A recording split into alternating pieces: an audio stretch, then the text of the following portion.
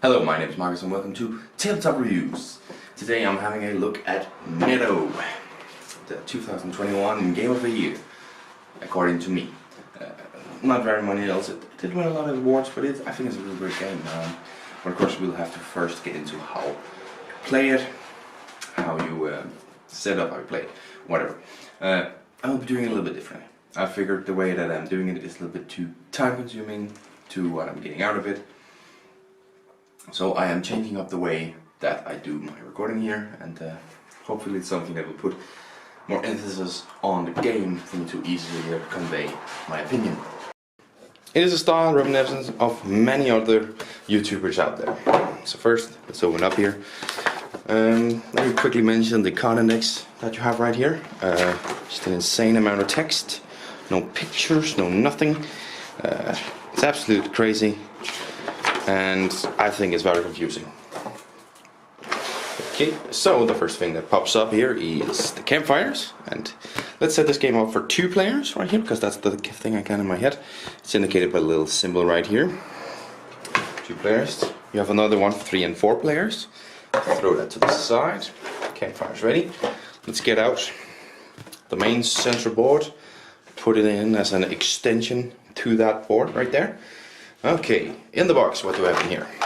Well, we first of all have a blue little hiker we will place just in front of the arrow. That's the first round marker. Let's place it right there. Then we have the north deck in its own little holder. We'll put that to the side. We don't need that right now. We have the west deck, which will be put, when looking at it, to the left of the middle, because, and this is something that we've learned in Danish at least, east and west corresponds with left and right, at least in the Danish language. So it corresponds very nicely when you're Danish. East to right of the middle, and right in the middle for starting rounds. You will grab south deck, placing it in the middle there. Let's wait a little bit of those, we'll need them later. Now for these road tokens here, I prefer to just keep them in the box and not have them scattered around, because they're just neatly in there. So that's what I usually do. But let's bring out the individual gameplay. Oh no, wait, there's something that's missing here. I've got a bunch of these small tokens here. These are bonus tokens. Now there's one, the one of the deer. You can only use that if you've opened the special envelope that is featured in the box. It's all set in the rules. I have this open so therefore I can use it. And what I usually do is just this. That's the first one, that's a paw. And the next one is a bird. And then we have mushrooms.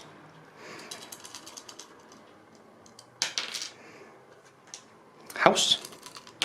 And fence. You could do it in a more specific way, but that's just how I prefer to set up mine. And then I just put the rest in the bag here. That was unnecessarily difficult. In the bag, there we go, and back in the box. You don't need those. Alright, so that's just about the setup for the board. Let's get into individual player setup. As I said, we're setting this up for 2 player. Just gonna grab all of these right here. These are called path tokens. All these ones in the stick color to each individual player. Using just red and yellow. Bam, bam. Then we have in here a whole bunch of tokens. Alright, so what are you going to use? Oh, actually, almost forgot these little notches, because you're going to block off these 2 right here. Now, on this one, I don't understand why there is extra notches, because this is the 1 and 2 player board, which uses 3, both of them. On the other one, I can understand it, because the 3 player, you block off 1 notch. On the 4 player, you have all notches clear. So I understand why you would need it here. Not here. I don't understand it there. But it's a nifty little thing. Another piece to be used. So of all these round markers, you're going to grab the ones where it says 2, 3 and 4. And the player colors, and give it to the corresponding player. Pew.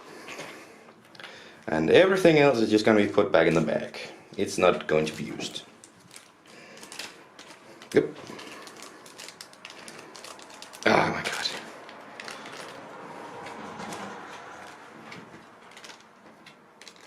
There we go. put it back in the box for safekeeping. Alright, everybody's gonna get a starting card. They're identical. They have this face and they have this face, and that's just starting card, which will be put in your Meadow right away. Starting player compass, just gonna drop it here red, and then each gets a road token for safekeeping. And now we're done with the box. We move it to the side. Of course, I have the path tokens in here now, so leave them so we can always reach them. Alright, finally, each player is going to get 6 cards. 2 from the west deck, 2 from the east deck, 1 from south, 1 from north. That's for both players real quick here. Alright, and then we're going to flip all the cards out.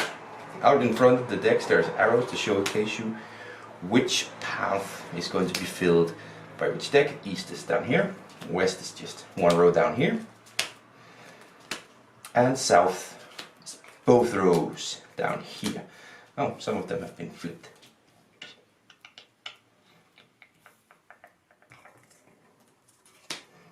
It's funny how this B one always shows up, even though we shuffle it every time. It always shows up, that one. Just one of those things, I guess.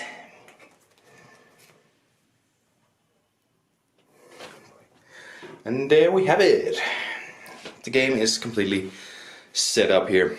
I'm sweating profusely and I'm out of breath because it's extremely hot today. As I said, you have your starting card down here in Meadow, starting player. Alright, I'll tell you about the bonus and everything. But first of all, the way that the game goes is the starting player starts off grabbing one of his path tokens here and placing them. Now you have the arrow part, which neatly fits into here. Simply where you put it, from where the arrow is pointing, you count the amount up. So 1 amount, 1, 2 up, 3 up, 4 up, and you decide between 1 and 4. If you put it at the campfire like this, just it fits in neatly there, you get a special ability. The 1, pick any card. Oh wait, actually, when you put it in like this, you've picked a card, you get to play a card. But number 1 has choose any card on the board you want. You do not get to play a card. This one is 2 extra path tokens. You do not get to play a card. This one is pick a pile, draw 3 from that one and keep 1 of them. You do not get to play a card. And then this one is play 2 cards. And again, question mark is whatever you want. Of course, the available 4 abilities. But you will place it wherever you want. Maybe you want to start with this one. Then you replenish. And looking at your hand, you can kind of decide which one do I want to play. Always looking out what else do I need, what other things are out there. Well, let's play this one. It's a pretty decent one. And then your opponent goes and chooses this one. Maybe it's building up towards it because they flip this one around. So they immediately just play that on there. Just as an example, right? Then just looking at this hand, honestly, and 2 things to play. You decide to put this one in here and go, well, I want to play 2 cards. I'm going to play this one, I'm going to play this one, I'm going to ground growing. Oh, hey, this one can't be played. So this is all fine and good, you know. But what you really want, oh, the bench, by the way, is just playing 1 card. That's all it is. All there is to it. Did I actually just put a east card over here? Yeah, I did. It's supposed to be a south card. That replenishes that one. There you go. Now the way you get the points from around here is by having both symbols at once. So let's quickly, if we take, let's just say this one, you grab this one, replenish it, and you play that one, and that's the frog symbol. Then you would get a hold of the frick that I see it. So you have this one, you have this one. So we could play this one on here, maybe, and this one on here. Just quickly as an example. Then you have the paw and the bird, and you would take your lowest amount and place it between the paw and the bird, and now you have 2 points at the end of the game. Bonus. Jesus Christ, I'm out of breath. I actually didn't need that. I actually didn't need that one because this one was here, so you wouldn't have had to take this one. But yeah, that's 2 points for the end of the game.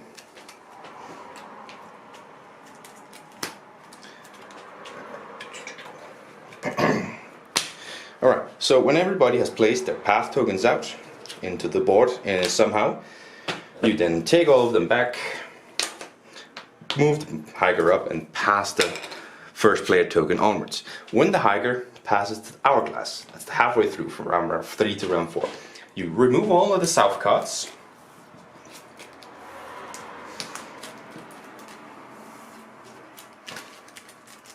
and you replace them with the north cards. Bam. They now go into play. And the first thing you will immediately notice is, first of all, holy shit, they're expensive. They are. But they are also worth a lot more points.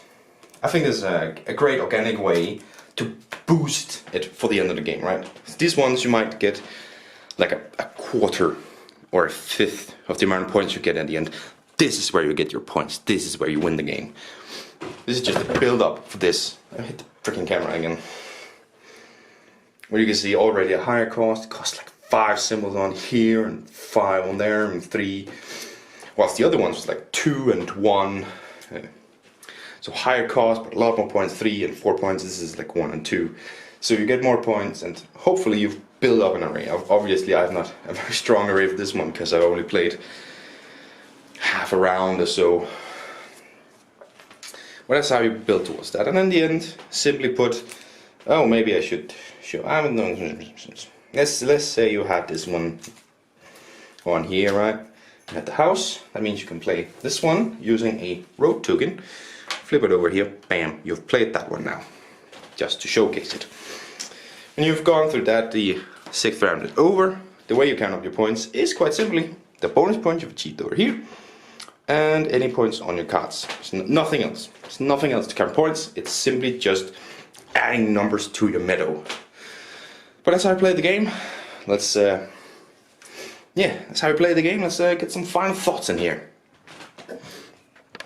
It is simply put extremely hot today. I'm Danish. I am not built for this kind of hot as fuck weather.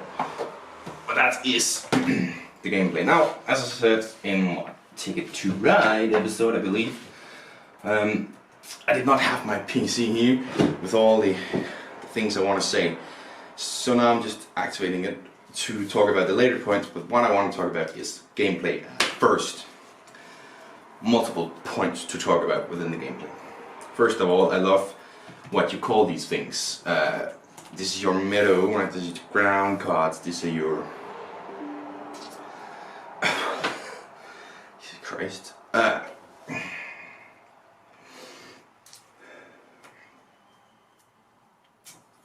What's the word for it? Damn it. I know I love it. But when I'm talking about discoveries, but that's what you add onto this one, which is your road. You take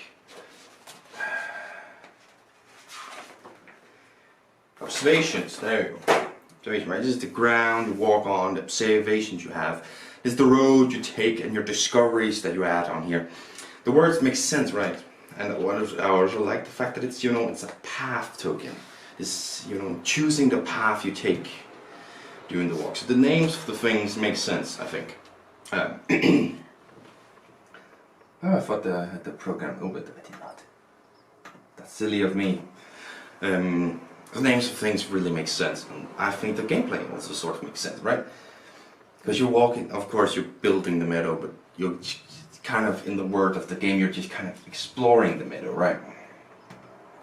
And it makes a lot of sense, most of these things make a lot of sense. I don't know if the house is mostly built on this one, but this bird eats worms. It makes sense. This one likes to be around leaves and trees. That also kind of makes sense, especially in the picture. It's a road and it lives off of the tree. I don't know what the frick. It's definitely not. What is this? Is my shit been deleted now? But I'm just gonna have to go off memory then because my shit has been deleted. But it just makes sense where you place the animals and where you discover them. Or you... I've already freaking forgotten the word. It's too hot for this. I'm dying. And also, just as a gameplay aspect, it makes a lot of sense that after the halfway point you bring out these very expensive ones.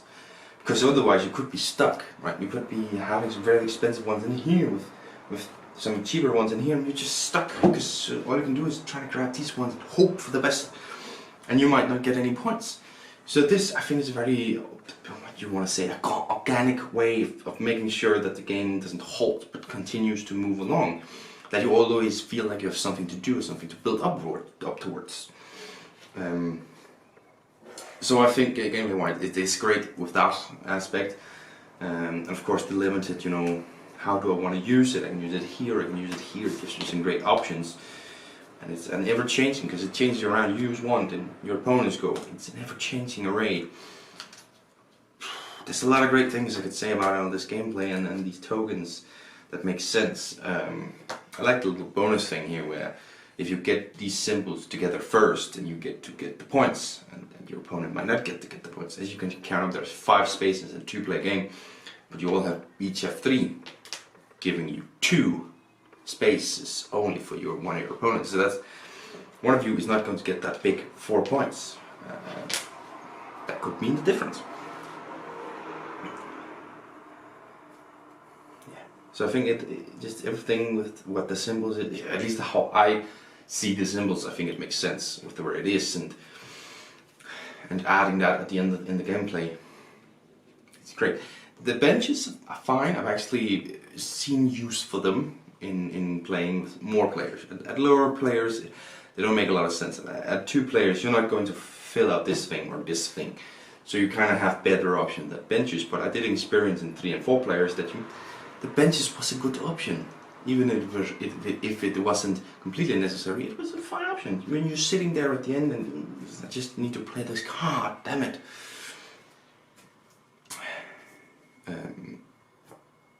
So even those that don't make a lot of sense at lower plays, they have a place in this game, and I think it's great. And I just love the aspect of taking that walk and seeing everything in nature. It is a great theme that I think comes to fruition within the gameplay. Okay. Components. Before I move on to theme completely. Components. What are components? Wait. You might notice that I have sleeves on it. That's not something I usually do when it's just a see-through sleeve. I like to have artwork on the sleeves as well, but they came with a packet that I bought where they had some extra cards, so it's fine. It's official sleeves, they're fine. But just in general, first of all, tiny ass cards.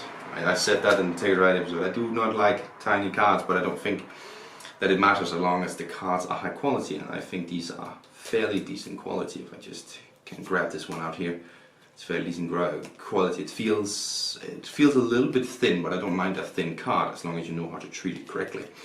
And also makes more sense when you want to add the sleeves to it.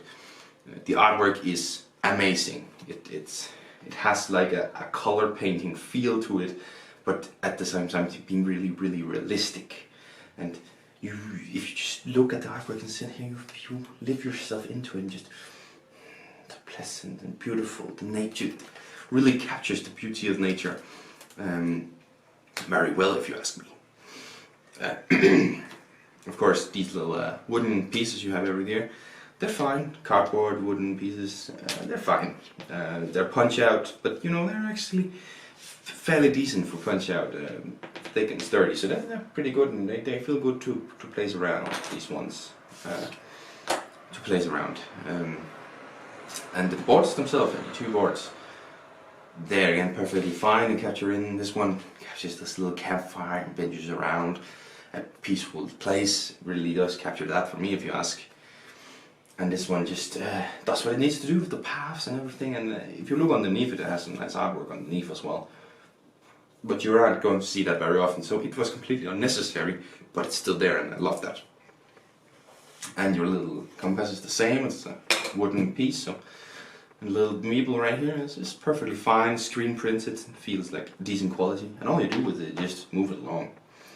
And these notches here, they fit in perfectly and they do exactly what it is that they're supposed to do in terms of the game. And I do have to say, these sleeves are actually quite nice. They aren't overly thick, they don't add too much size to the cards, a little bit of course, but not too much. So like that, I've seen some sleeves that are very thick and adds a lot, and that's unnecessary. A sleeve is there to protect the card, not make it 2 times as big. An important thing I think is that every symbol on the cards are very easy to read in terms of the artwork. Very easy to read, very easy to see. So yeah. In terms of components, it gets an A+.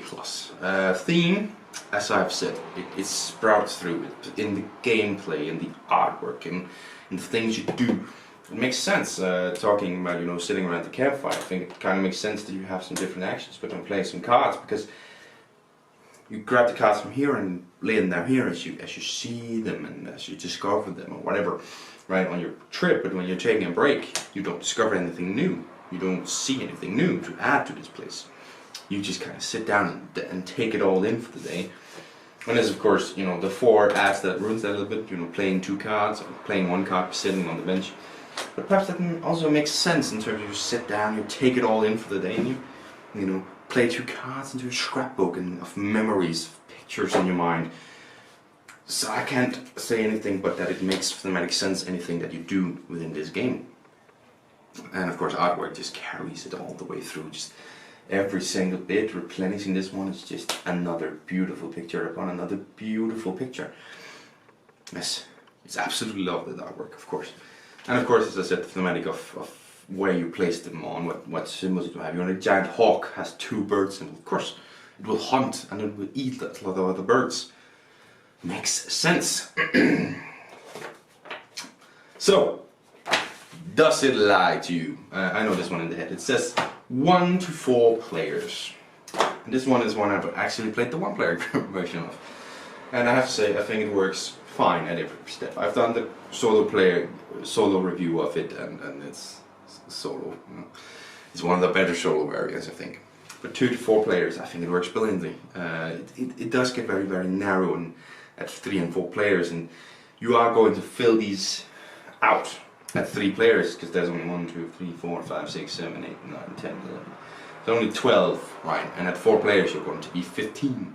That means that you are going to fill this one out and this one out at 3 players. And at 4 players, I can't quite remember how it's not on this one. So a quick check how many at 4 players. You have 4 benches at 4 players. Also 8 rounds. Wow, I didn't notice that. Anyways, 4 benches at 4 players. Plus the full notch into plus the 5 notches and 4 areas. That's 19 added to these 12. That's 31. 31, and at 4 you have 5, 10, 15, 20. Am I counting that correctly? 50, 52, 20. So we have 31. Do we have 30? It doesn't matter. I'm not. It doesn't matter. Doesn't matter. Whatever.